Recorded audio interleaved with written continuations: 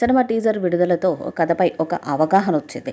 Police officer అయిన వైజయంతి డ్యూటీలో భాగంగా కొడుకు అర్జున్ను అరెస్ట్ చేస్తుంది. అర్జున్ ఎందుకు తన తల్లికి వ్యతిరేకంగా వెళ్తాడనేది కథాంశం. ఈ సినిమా విడుదల తేదీపై త్వరలోనే క్లారిటీ వచ్చే అవకాశాలున్నాయి. ఈ సమ్మర్లో సినిమాను విడుదల చేయాలని కళ్యాణ్ రామ్ భావిస్తున్నాడు. అర్జున్ సానా వైజయంతి మూవీపై అంచనాలు భారీగా పెరిగాయి. అయితే ఈ మూవీకి కంబ్యాక్ ఇస్తున్న విజయశాంతి ఎంత రెమ్యునరేషన్ తీసుకుంటున్నారో అనే టాపిక్ ఆసక్తిగా మారింది.